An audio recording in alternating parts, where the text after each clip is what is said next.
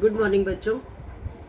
Literature में हम लोगों ने हम पंछी उन्मुक्त गगन के, इनकी पंक्तियों का अर्थ हम लोगों ने बच्चों लिखा था, ठीक है, और इनके शब्दार्थ किए थे।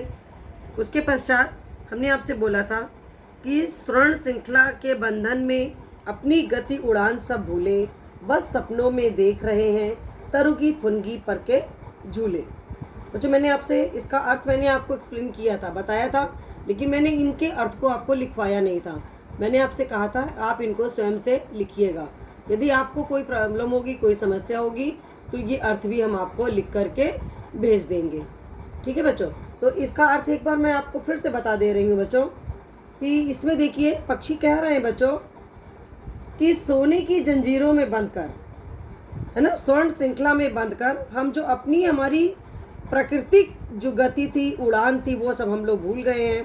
अब बस हम क्या बच्चों सपनों में ही ये देख रहे हैं कि पेड़ की सबसे ऊपर ऊंची फुनगी पर जो झूले लगे हुए हैं उसमें हम लोग झूल रहे हैं।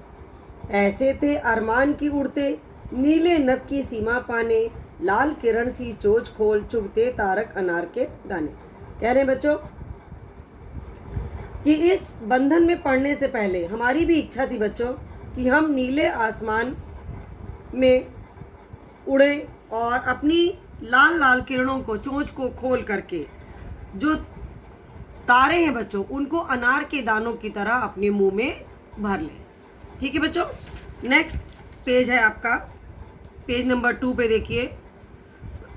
होती सीमाहीन क्षितिज से इन पंखों की होड़ा होड़ी, या तो क्षितिज मिलन बन जाता या तंती सांसों की डोरी।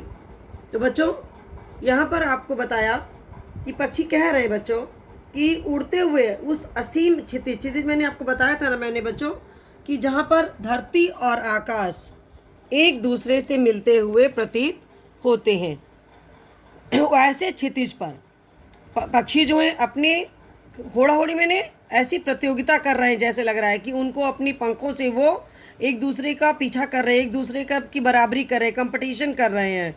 या तो क्षितिज मिलन बन जाता या तंती सांसों की डोरी। उनके मन की क्या बच्चों भावना है कि ये जो क्षितिज है, ये जो आकाश है, या तो उनके लिए मिलन बन जाता बच्चों, या फिर क्या होता, उनकी मृत्यु हो जाती।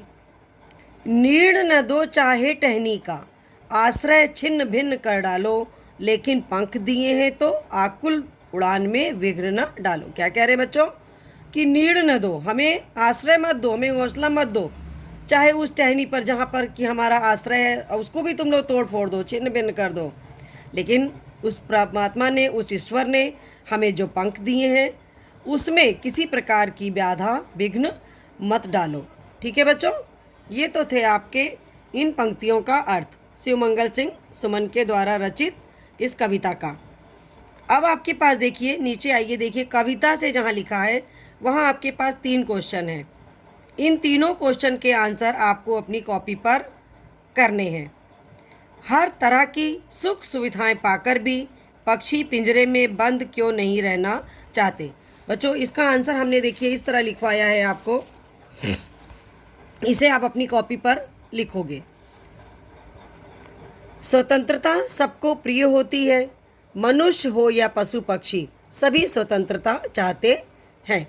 स्वतंत्रता प्रिय होने की इस प्रवृत्ति के कारण बच्चों हर तरह की सुख सुविधाएं पाकर भी पक्षी पिंजरे में बंद नहीं रहना चाहते हैं। ठीक है, इसका भाव भी अब मैंने आपको पंक्तियों में भी समझाया था कि हर तरह की सुख सुविधा पाकर भी पक्षी पिंजरे में बंद क्यों नहीं रहना चाहते हैं। क्योंकि बच्चों आज़ादी, स्वतंत्रता सबको प्रिय होती है, चाहे वो मनुष्य हो चाहे वो पक्षी हो। ठीक है बेटा।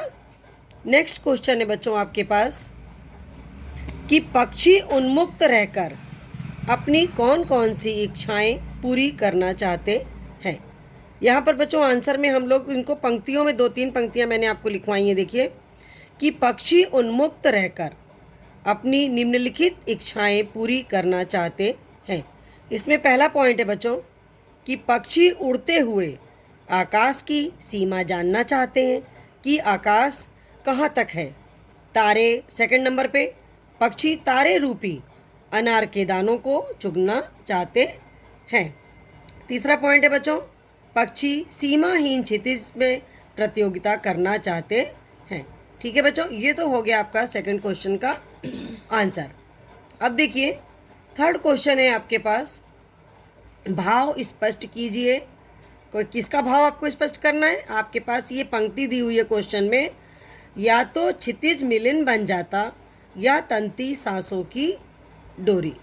तो बच्चों इसका भाव इस प्रकार से लिखोगे, यही इस क्वेश्चन का आंसर भी है।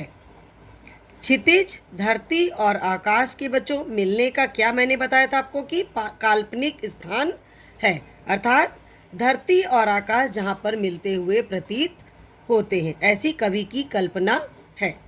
पक्षी इस सीमाहीन क्षितिज से, जिसकी कोई सीमा नहीं है, कोई ओर छोर नहीं है, ऐस सीमाहीन क्षितिज से बच्चों क्या कर रहा है?